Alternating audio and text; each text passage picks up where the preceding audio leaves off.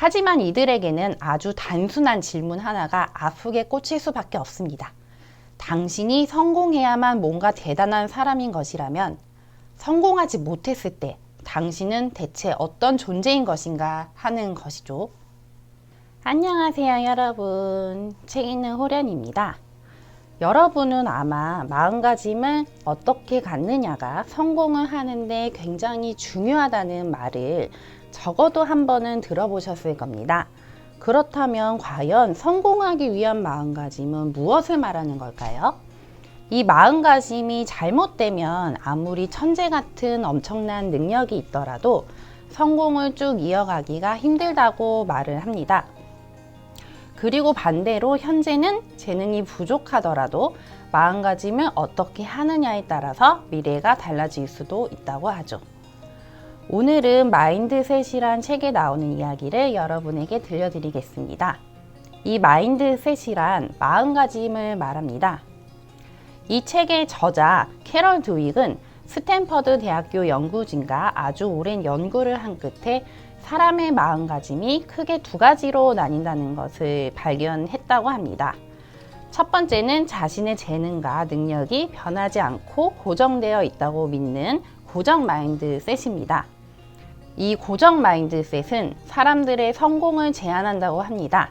이것은 사람들로 하여금 도전과 실패를 두려워하게 만드는데요. 왜냐하면 도전과 실패는 자신의 능력이 가진 결함을 드러낼 것이고 고정 마인드셋을 가진 사람들은 이 결함이 영구적이라고 여기기 때문이에요. 아무리 노력해도 고칠 수 없는 결함이기 때문에 감추고 숨겨야 하는 것이죠. 고정 마인드셋과 반대되는 마음가짐이 성장 마인드셋입니다. 성장 마인드셋을 가진 사람들은 자신의 재능과 능력이 발전될 수 있다고 믿습니다. 부단한 노력, 훌륭한 전략, 그리고 다른 사람들의 지원과 도움을 통해서 현재의 능력 수준을 높일 수 있다고, 즉 누구나 자신의 재능을 성장시킬 수 있다고 믿는 겁니다. 저자는 이런 신념이 아주 대단한 효과를 발휘할 수 있다고 말합니다. 도전이 능력을 키워준다고 믿으면 사람들은 위험을 무릅쓰면서 도전에 나서게 됩니다. 또 실패로부터 회복하는 속도도 빨라집니다. 실패했다고 해서 미래의 잠재력까지 폄하되지는 않으며 오히려 미래의 성공을 위한 디딤돌이 되기 때문인 것이죠.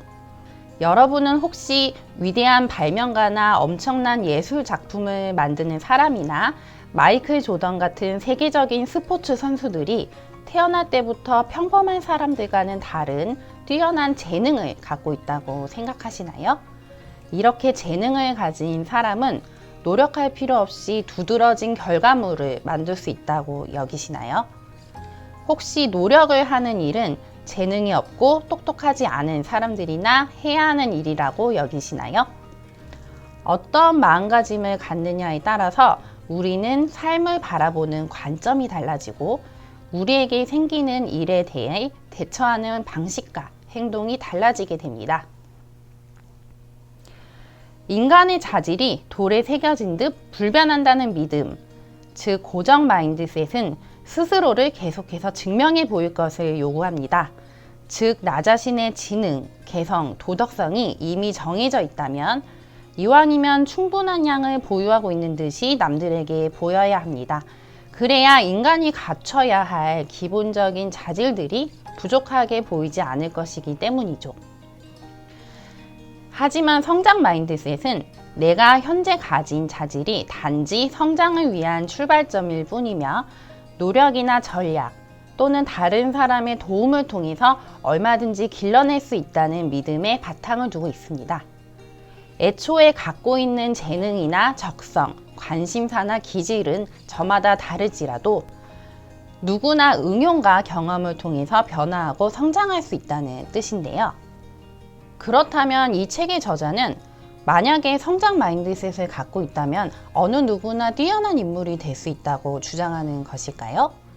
충분한 동기가 있고 적절한 교육만 받으면 누구든지 아인슈타인이나 베토벤처럼 될 수 있다고 믿는 것일까요? 저자는 그건 아니라고 합니다. 다만 한 개인의 진정한 잠재력이 파악되어 있지 않고 또 파악할 수도 없기 때문에 우리가 열정과 노력, 훈련을 거친다면 어떤 성과를 낼지를 미리 예단하는 것은 불가능하다는 입장인 거예요.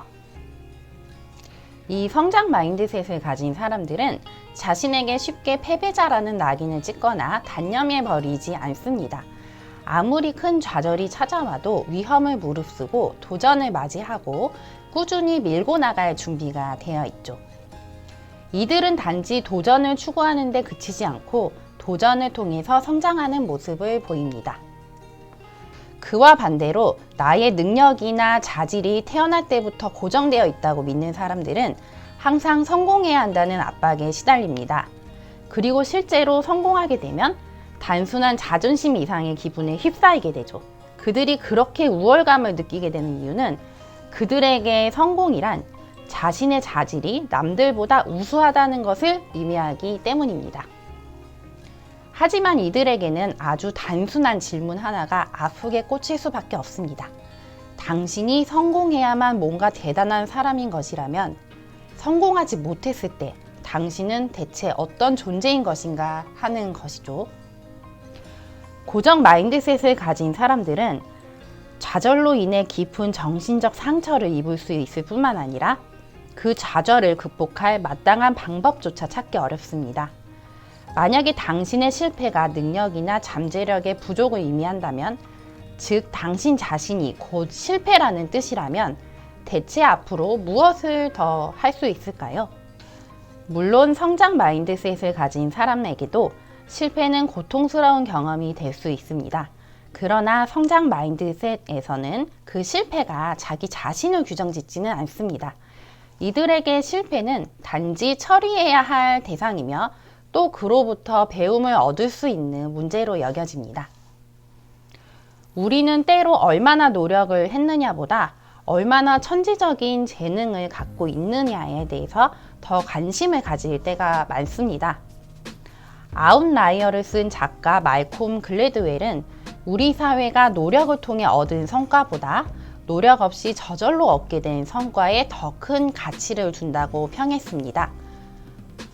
우리는 영웅을 초인적 능력을 통해서 자연스럽게 위대해진 사람이라고 여깁니다. 그건 엄마 뱃속에서부터 마이클 조던은 공을 드리블하고 피카소는 그림을 그렸다고 생각하는 것이나 마찬가지죠.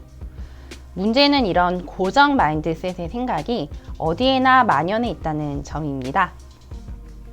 성장 마인드셋을 가진 사람들은 이와는 매우 다른 신념을 갖고 있습니다. 그들에게 천재란 현재의 성과를 내기까지 부단히 노력한 사람들입니다. 오히려 재능을 가졌다는 게 뭐 그리 대단한 일이냐고 반문할 거예요. 그들도 천부적 재능의 존재를 인정하긴 하지만 노력의 가치를 더 크게 칩니다. 제 아무리 능력이 뛰어나다고 해도 능력에 불을 붙여서 성과를 낼 수 있게 하는 건 노력이라고 생각하는 것이죠. 여러분은 여러분의 재능이나 자질이 태어나면서부터 변하지 않고 그대로 있다고 생각하시나요? 아니면 원하는 대로 내 능력은 개발할 수 있고 나 자신이 성장할 수 있고 변할 수 있다고 여기셨나요? 지금까지 고정 마인드셋을 갖고 살아왔다고 해도 너무 걱정하지 않아도 됩니다. 이 책에 따르면 사람의 마음가짐은 얼마든지 스스로 바꿀 수 있기 때문이죠. 아마 제 영상을 쭉 보셨던 분들은 제가 매번 책을 소개하면서 비슷한 이야기를 하고 있다고 느끼는 분도 계실 텐데요. 우리는 초보자의 마음으로 실패를 받아들이고 계속 성장할 수 있다는 것을 믿고 노력해야 한다는 거예요. 제가 그동안 지난 영상에서 여러분께 강조해 오던 이런 이야기들은 만약에 고정 마인드셋을 갖고 계셨다면 마음에 잘 와닿지 않으셨을 것 같습니다.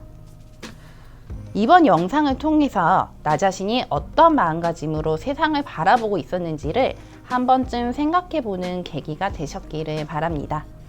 이 마음가짐만으로도 세상을 바라보는 시각이 달라지고 내가 성공하거나 실패했을 때 삶을 대하는 태도가 변하게 되니까요. 물론 저는 이 영상을 보는 여러분이 현재보다 훨씬 더 많은 잠재력을 갖고 있다고 생각을 하고 여러분은 얼마든지 지금보다 더 나은 모습으로 발전할 수 있다고 믿고 있습니다. 이것은 사실입니다. 왜냐하면 그렇기 때문에 지금 여러분이 이 영상을 찾아서 여기까지 시청하신 거거든요. 저는 여러분의 성장을 믿습니다. 그러면 지금까지 책 마인드셋에서 말하는 고정 마인드셋과 성장 마인드셋에 대해 알아보았습니다. 이 영상을 본 여러분의 오늘 하루도 좋은 날이 되도록 여러분을 축복합니다. 감사합니다. 책 읽는 호련이었습니다. 안녕.